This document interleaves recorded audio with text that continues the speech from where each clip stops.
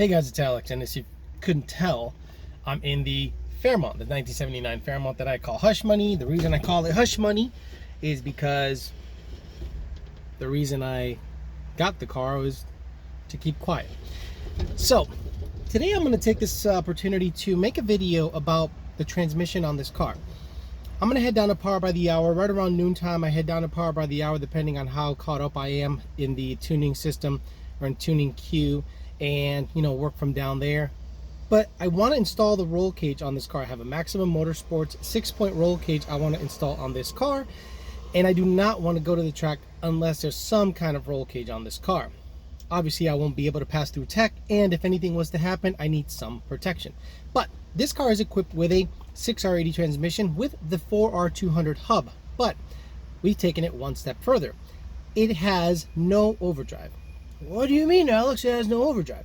Well, as a lot of you know, the 6R80 has all 6 gears and overdrive, 5, then 6 gears overdrive. The 4R200 has 1, 2, 3, and 4th gear is the same as 6th gear in 6R80 transmissions with a stock planetary or a billet forward planet. The 4R200 hub re-gears it and makes it 1, 2, 3, and then the last 3 gears are basically 1 to 1.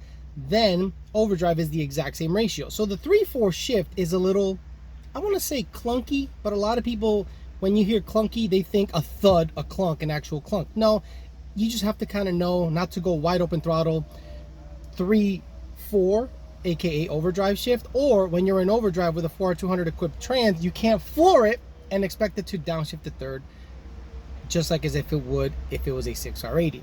So what a lot of people are basically the ones that complain anyway, we tell them just get one with a 3-speed and we'll eliminate 4th gear, make it a 3rd gear max tune, and then they start to complain, oh my god, that's gonna be too much RPM. So this car is equipped with 373s, 4R200 hub, 3-speed only though, and what I do is in drive I make it unlocked.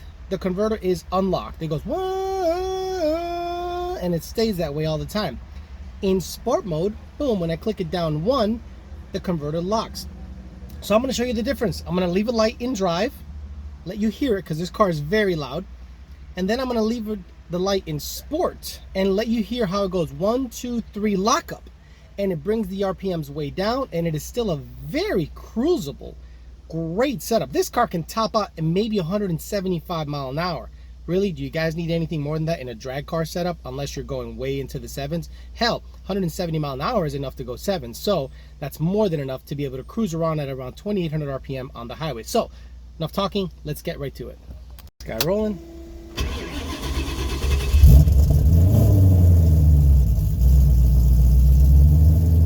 That's cold start, really.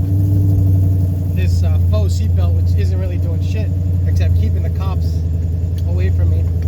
And I'm just gonna drive out here cold, monitor the gauges, make sure that mile an hour and everything and temps are where they need to be. Gauges connect. That's cool. I always forget to put the key in it. The key actually allows me to steer the car. There it is.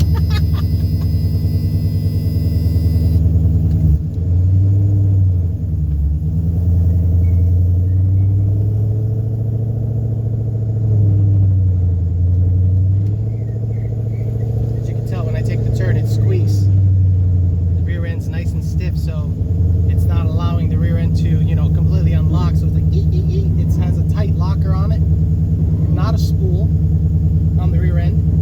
Honestly, I haven't really opened up the rear end to see what exactly is in it. Okay, I'm going to leave a light in drive and you'll hear the gears.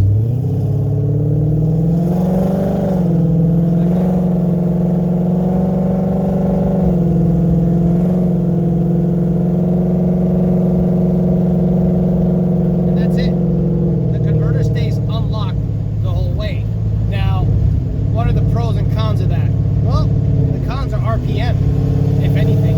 Right now I'm going 50 miles an hour, 2200 RPM. It sounds like it's more, but it's not. 2200 RPM.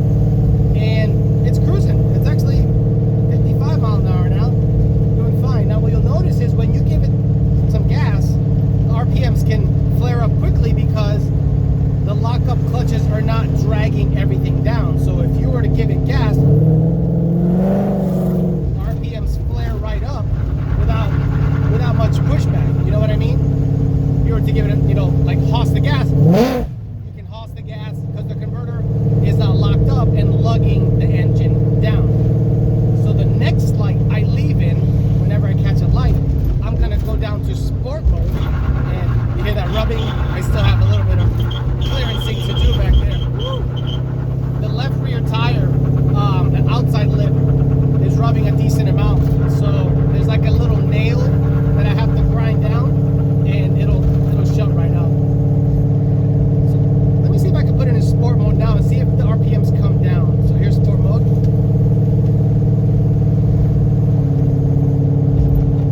They came down to 2100. So let me go back up to drive. 2310.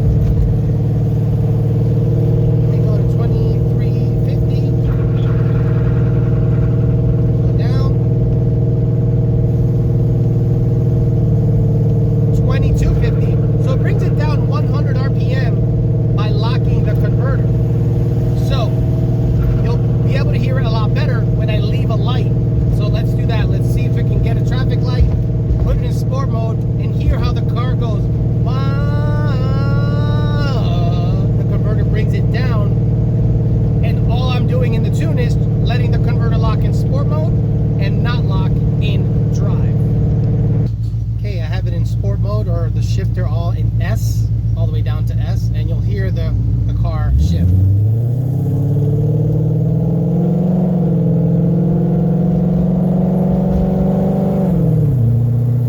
Okay. You hear that? You hear how it went third, boom, then it really came down in RPM? Well, that's the converter locking up. So if I was to put it back into drive,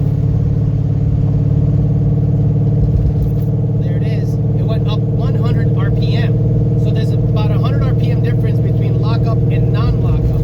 But it's more noticeable when locked up in sport mode. When you give it gas, it won't go whack. It won't do that flare because the converter is now locked up. It has to unlock and allow you to do that. The nice thing about that lugging it down is you give it gas, it stays in that RPM, and it's like the hand of God pushing you because you can use the torque. So I'm gonna give it gas, and you won't hear the car really flare up. And I went from 50 to 70 right there. A very, very subtle, you know, push of the gas allows me to go from 50 to 70 without much RPM flare. I'm gonna flip the camera around, show you the N gauge, and see what that looks like on the N gauge. Okay, so we're going 47 mile an hour, 2,000 RPMs in the S mode, or S shifter selector, whatever. And I'm just gonna give it a little gas.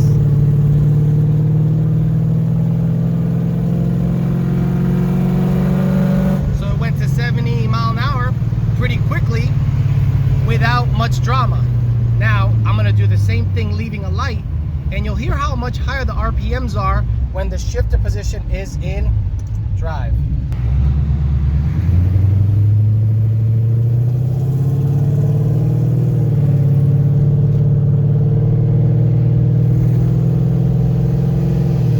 There it is, it's in third gear.